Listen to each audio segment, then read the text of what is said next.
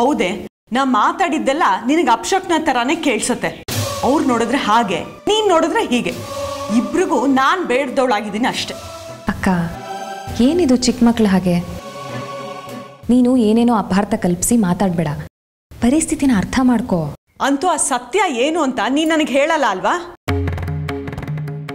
ಅದು ಸಾಕು ನೀ ಮಾತಾಡಿದ್ದು. ಇಷ್ಟು ಪರಿಪರಿಯಾಗಿ ಕೇಳ್ತಾ ಇದ್ರು ಸತ್ಯ ಏನು ಅಂತ ನನ್ನಿಂದ ಮುಚ್ಚಿಡ್ತಾ ಇದೆಯಲ್ಲ.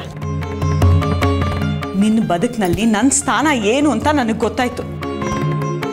ತಂಗಿ ತಂಗಿ ಅಂತ ತಲೆ ಮೇಲೆ ಹೊತ್ಕೊಂಡು ಓಡಾಡದ್ನಲ್ಲ, ಅದಕ್ಕೆ ತಕ್ಕ ಉಡುಗೊರೆ ಕೊಟ್ಟೆ ನೀನು ನಂಗೆ. ನೀ ಹೇಳ್ದಿದ್ರೆ ಏನಂತೆ, ನಾ ಅವ್ರನ್ನೇ ಕೇಳ್ತೀನಿ. ಅವ್ರು ಎಲ್ಲಿದ್ದಾರೋ ಅಲ್ಲಿಗೆ ಹೋಗಿ ಕೇಳ್ತೀನಿ. ನಾನು ಒಂದು ಕ್ಷಣ ಇಲ್ಲಿ ಇರೋದಿಲ್ಲ, ಬರ್ತೀನಿ. ಅಮ್ಮ ಕೇಳಿದ್ರೆ ನಾ ಹೊರಟೆ ಅಂತ ಹೇಳು. ಅಕ್ಕ ಅಕ್ಕ ನಿಂತ್ಕೋ. ಅಕ್ಕ,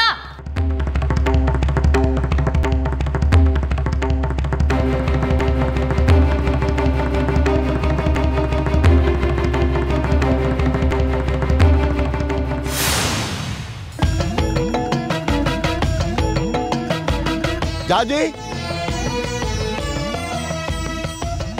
ಜಾಜಿ ಜಾಜಿ ಜಾಜಿ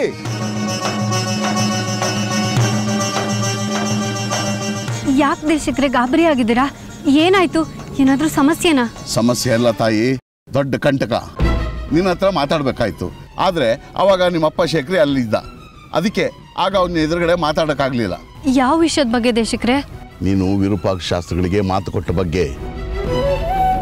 ನೀನು ನಿಮ್ಮಪ್ಪ ಮಾಡಿರೋ ಈ ಕೆಲಸದಿಂದ ನಾನು ಎಷ್ಟು ಗಾಬರಿ ಆಗಿದ್ದೀನಿ ಗೊತ್ತಾ ನಿನಗೆ? ಏನಾಯ್ತು ಅಂತ ಬಿಡ್ಸಿ ಹೇಳಿ ದೇಶಕ್ರೆ. ಎಷ್ಟು ಬಿಡಿಸಿ ಹೇಳಿದ್ರು ನಿನಗೂ ಅರ್ಥ ಆಗಲಿಲ್ಲ, ಆ ಶೇಖರಿಗೂ ಅರ್ಥ ಆಗಲಿಲ್ಲ. ಅವನಿಗೇನೋ ಆ ಮಗು ಮೊಮ್ಮಗು, ಆದರೆ ನಿನಗೆ ಅದು ಸ್ವಂತ ಮಗು. ಅದು ಹೇಗೆ ನೀನು ಕ್ಷೇತ್ರ ದರ್ಶನಕ್ಕೆ ಆ ಮಗುನ ಒತ್ತೆ ಇಟ್ಬಿಟ್ಟಿಯಮ್ಮ? ಬೇರೆ ದಾರಿ ಏನಿತ್ತು ದೇಶಕ್ರೆ? ನನಗೆ ದಾರಿ ಇರೋದಿಲ್ಲ, ನಾವು ಹುಡುಕೋವರೆಗೂ ಅಂಥ ದಾರಿ ಸಿಗೋದಿಲ್ಲ. ಅಲ್ಲಮ್ಮ ಜಾಜಿ, ನಾನು ಅಷ್ಟು ಹೇಳಿದ್ರು ನೀನು ಯಾಕಮ್ಮ ಅಂತ ತಪ್ಪು ನಿರ್ಧಾರಕ್ಕೆ ಒಪ್ಪಿಗೆ ಕೊಟ್ಬಿಟ್ಟೆ? ನಿನ್ನ ಹತ್ರ, ಬಂಗಾರಿ ಹತ್ರ, ಆ ಶ್ರೀಮತಿಯವರು ಇಷ್ಟೆಲ್ಲ ವ್ರತಗಳನ್ನು ಮಾಡಿಸಿದ್ದೇಕೆ? ನಿನ್ನ ಹೊಟ್ಟೆಲಿ ಹುಟ್ಟೋ ಮಗು ಅಷ್ಟು ವಿಶೇಷವಾದದ್ದು ಅಂತ ತಾನೆ? ಅಷ್ಟೆಲ್ಲ ಗೊತ್ತಿದ್ದು ಹೀಗೆ ಮಾಡಿಬಿಟ್ಟಿದೆಯಲ್ಲ ತಾಯಿ. ಆದ್ರೆ ನಾನೇನ್ ಮಾಡ್ಲಿ ದೇಶಕ್ರೆ? ಕ್ಷೇತ್ರ ದರ್ಶನ ಆಗ್ಬೇಕು ಅಂದ್ರೆ ನಾನು ಇದನ್ನ ಮಾಡ್ಲೇಬೇಕಿತ್ತಲ್ವಾ?